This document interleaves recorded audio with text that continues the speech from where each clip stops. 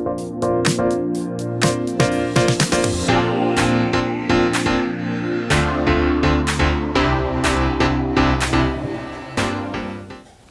right. Oh my God. Hello, everyone. Welcome to our first episode of Ask Us Anything. I am Willie. I'm Dan. And we are going to be going over the questions that we had received from our first time doing this at the yearly seminar. First request, yeah. Yeah. All right. We're going to go on to question 1. Dan is going to take this question. What is the question? First question is, where's Scott? This is a very good question. Yes. It's something that we neglected to talk about at the sales seminar, and I'm sure a lot of people were thinking the same thing that this person wrote down. Yeah, where's Scott? You want to take that one? Yeah, I'll take it. I'll answer this one. Scott was 1/3 owner of the companies, and quite honestly, he just got to the part in life where he wanted to retire and enjoy life. So Todd and Don had bought out his share, his third. So right now it's 50% owned by Todd Nagel and 50% owned by Don. And yeah, we wish Scott the best and have a happy retirement. Who are you working with? I am working with nobody. Nobody? I'm retired. Next question, question 2. What is the most available granite color? Very good question, especially with how long things have been taking lately. So there are a few available granite colors that are more accessible. They're going to come faster than others. And those are going to be carnelian, berry gray, blue pearl, rustic mahogany, and Bellingham. So all those colors, domestic colors of course, those colors, what they have in common, those colors are coming from one supplier. Yep. That has far exceeded expectations, especially in the time with what we are experiencing with granite delays. They seem to be, they figured out how to keep the granite coming to us. Which is huge. For timing, right?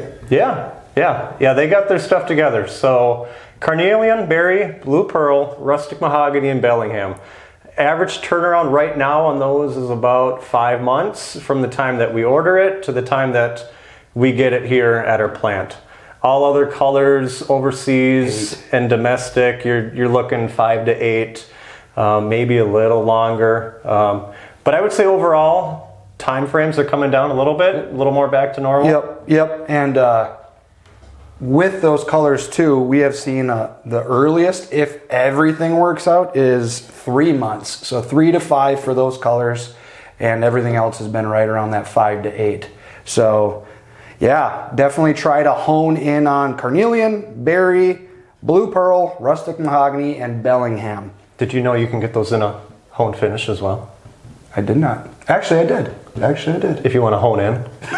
Oh my God.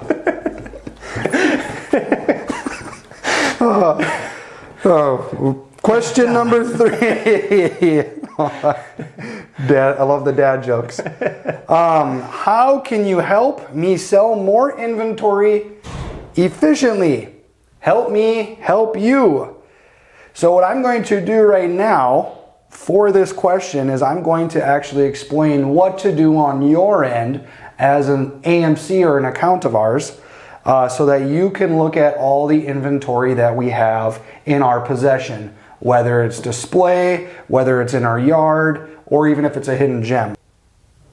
You're going to want to go to Google Chrome, and you're going to want to type in www.murphygraniteonline.com. Does it have to be Google Chrome?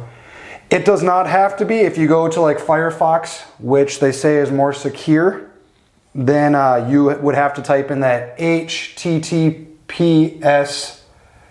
semicolon / www.murphygraniteonline.com just to get back past some of that security stuff that they have in place. So what I always found easiest was I went to Google Chrome, typed it in because I didn't need all that jargon beforehand, and then I actually saved it as one of my favorites with my login and my password. So all I do is go to Google Chrome, hit it right off my bookmarks or my favorites, and it goes right to that screen. Makes it super easy, very user friendly. But once you're there and you're on the Create a Legacy behind the scenes website to your perusal, so to speak, you type in your username, which is typically your AMC number, along with your password. If you do not know that stuff, reach out to AMC support at alegacyandstone.com asking for your website username and password, and we will give that to you to type in to get in. Once you're in, you'll see along the top inventory, display inventory, and hidden gem inventory. Okay, once you're on the inventory page, you can actually search by color, by size, by shape and finish, or model number. It'll give you all the stuff that we have in stock relating to those search functions. In the display inventory, it'll have all that stuff listed. The one thing that we get asked a lot about within this question that we're covering is, what is my wholesale cost? Your wholesale cost is that SPDS number. That stands for sale price delivered and set. So that is the wholesale price for us to install it. The SPFOB number is if you were to pick it up at the plant. Freight on board, picked up at plant, wholesale dollar figure. So if you really want to sell the inventory that we have on hand efficiently, that'd be the most efficient way to get the product or memorial out to the cemetery, is using that behind the scenes website functionality to get to those inventory pieces, whether, like I said, if it's in our yard, display, or hidden gem. So the other thing too that I'm going to cover before we go on is, if you do find a piece that we have in inventory, the piece numbers, ID numbers is what it is. It's an ID number in those three search functions that you will want to write on or type on the model and finish line on the order forms that you submit with us. So you'll have your tablet base on the model and finish line. You'll want to put those ID numbers, or if it's a lawn level or slant or pillow. The reason why is that signifies that you have claimed that inventory piece before anybody else. So just keep that in mind. The only way you're going to claim those pieces that you find are activated by those ID piece numbers jotted down on the order forms that you submit with us to orders@alegacyandstone.com. Did I miss anything there? I don't think so. You have any dad jokes? What happens when you touch Dwayne Johnson's butt? You hit rock bottom. Question 4. What is your favorite company outing? Boy, we have done a lot of really cool company outings. I would say, unfortunately, I was not able to make it to the ones that, from what I've heard, were really cool. We did some outings at, was it Cragen's, or what was the resort? Yes, Cragen's. Overnight up there. Yep. Where is that? That's by Nisswa. Yeah, it was by Nisswa. Somewhere north. Yep. North, I don't know. Somewhere where the pine trees get thicker. Some trap shooting ones. Yep, that was out of LeBlanc. Yep. Game farm. Up in Little Falls area. Yep. The last one we did was actually for Christmas. We have a planning committee in-house that does all the planning for all these company outings. And this last one that we did for Christmas was, oh my God, I chalked it up as one of my favorites. It was a mock wedding. So the employees that wanted to partake or comfortable with partaking in the mock wedding, actually, it was just like a wedding, And we had these people had no idea what they were signing up for. So I ended up being the pastor to marry 2 people within the company, and it ended up being hilarious. I had a script to go off of. Jamie and Tangi got fictitiously married. Knowledge. Marriage is what brings us together today. There was the people that kept complaining. The one guy that just wanted to be drunk the whole time. Yeah, so people were placed with these roles, and they had no idea what they were walking into, and they find out, you're going to play the drunk uncle at a wedding today. We even had a DJ, and we even danced, and oh my goodness, does this company have dancers? Whoop. I don't know if it was encouraged by anything else, but they were definitely out there. And some people have some real moves, and unfortunately, I'm not one of them. So company outings, that would be my favorite, is the Christmas ones that we do. We also do a summer one, like a beanbag tournament that we did last year. Beanbags in the backyard. Yeah, that was fun. Do a grill out, beanbags, some beers, a little competition. Yeah, and I do know fun. The seminar that really sparked this whole thing, and this is honestly Dan's brainchild, which I love. At the seminar, we handed out kickball stuff for some of the prizes that they won. So I'm hoping that we can push for a company kickball tournament. Would be a fun outing, I would say, but we'll see once. We'll see how that goes. Just as long as it's not the granite soccer ball. All right, I think we covered that one. Yep. Question number 5. Oh, this is a good one. Tell me about the future of getting final dates lettered quicker. You want to take that or me? Sure, I can take that one. So Tony Richmond, which you guys may or may not know, he was our in-house cemetery letterer, and he did that for 5, 6, if not longer, 7, 8. He did it for a while. Yeah. We have had some. Well, Tony has taken a new role in the shop as our temporary shop manager, foreman, lead, whatever you want to call it. So currently, Tony is no longer going to be doing cemetery lettering. That does not mean that we won't have anybody doing it. We have a very good relationship with a company that is actually a father and son team. They have 2 vehicles, so I believe they have 2 vehicles. Yep. Yeah, Okay. they both of them have their own setups. Okay, yeah, so they'll be able to cover, in theory, twice as much ground as Tony. So Tony will be out of the cemeteries and working in the shop now. All of our cemetery lettering will be done by this company, which is great, but it also means that we won't really have control, if you would say that. Yep. So when it comes to time frames, and we see in the question quicker, we're hoping that their time frames will be quick. Get on with it. Yes, get on with it. Oh, I am enjoying this scene. Get on with it. Yeah. But we cannot push them, like Dan said, because it's not a company we own. It's all subcontracted work. So this year, with this changeover with subcontracting out all cemetery lettering, we will get a feel for how quick they actually are. We also have a guy out of southwestern portion, Minnesota, and he's going to take that area, southwest, and this other company are going to be doing all over the place.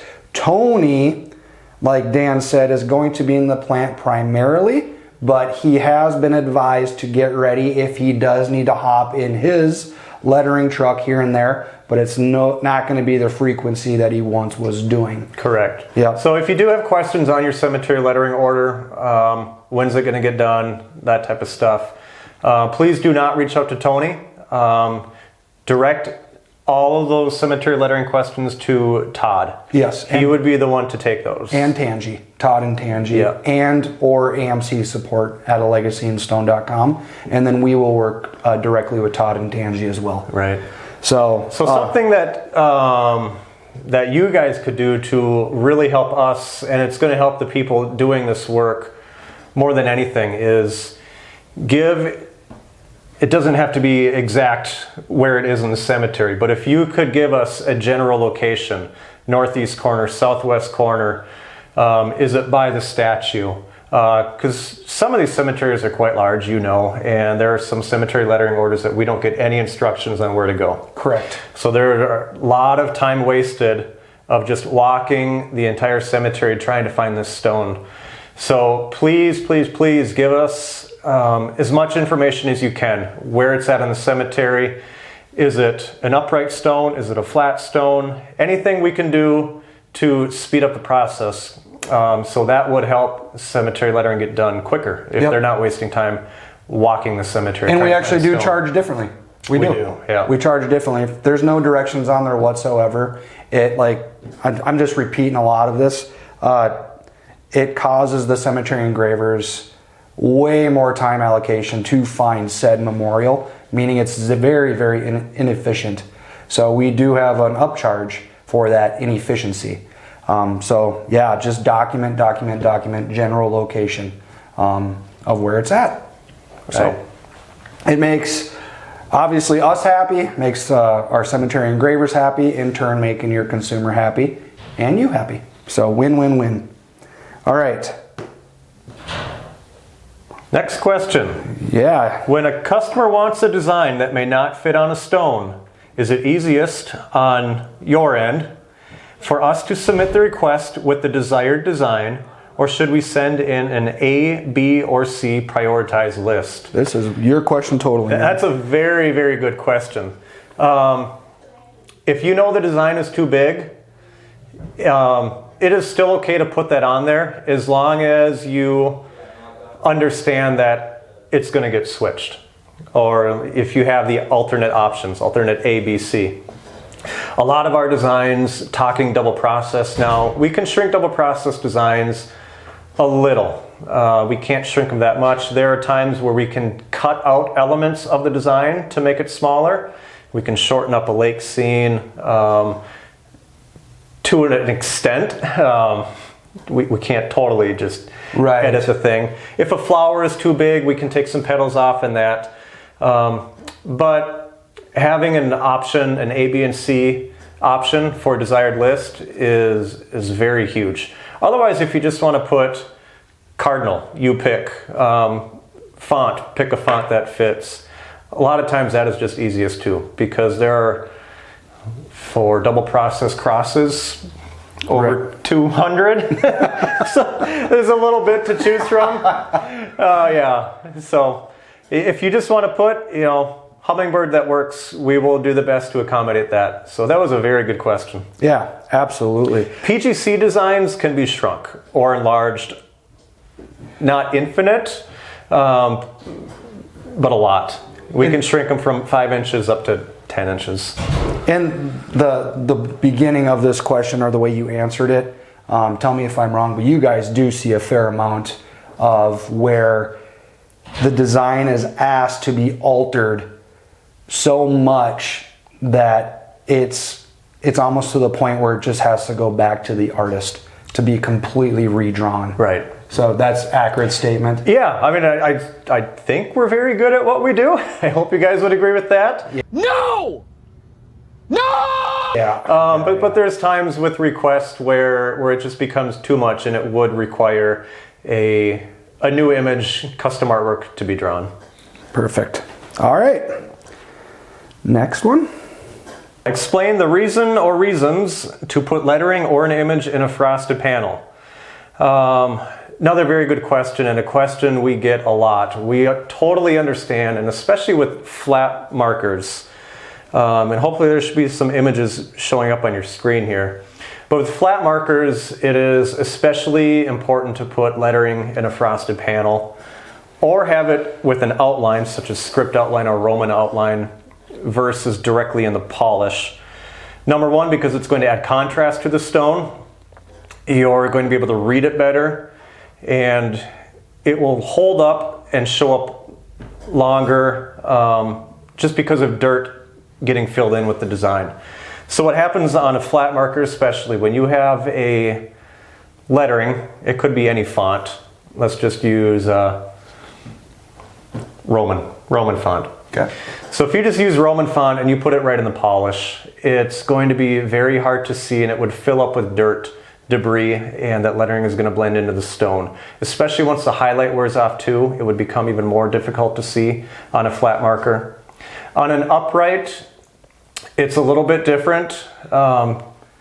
with design, there's a lot of if then, if this, if that type of coincidences. So an upright stone, if it was jet black, we could do lettering with no panel, no problem. Because it's not going to get filled in with dirt. The highlight will stay in there a little bit longer than it would on a flat marker, just sitting there holding in the water and the elements. Yeah, UV light, all that stuff. Yeah, but now if you were to talk about Harvest Brown or Morning Rose on an upright, I would still recommend putting a panel or an outline, because that color is not going to give good enough contrast at all to show that engraving. Perfect.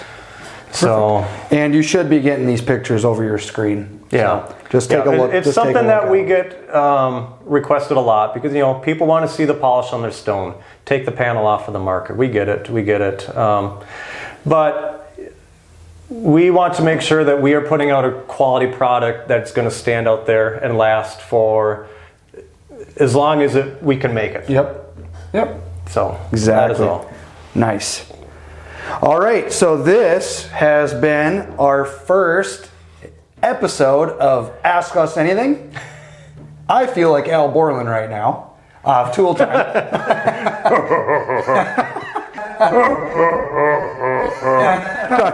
Then we have our main guy, Tim the Tool Man Taylor. No, we hope you enjoy the video. On your screen, you'll see the 2 emails. Generate more questions for us. Send them to amcsupport@alegacyinstone.com and or to, what was the other email? Don't know. We'll have to cut this out and turn it to the bloopers, won't we? I think so. All right. Yeah. Well, you have anything to end on? No. Thank you for sending us your questions. Send us more. It could be anything about the company, whatever you could be wondering. If it's company, product, personnel. I won't tell you what color underwear I'm wearing, but let us know. Let us know your questions that you have for us. What are underwear? What are underwear? Another blooper. I know. All right. Good work. Hey. Awesome.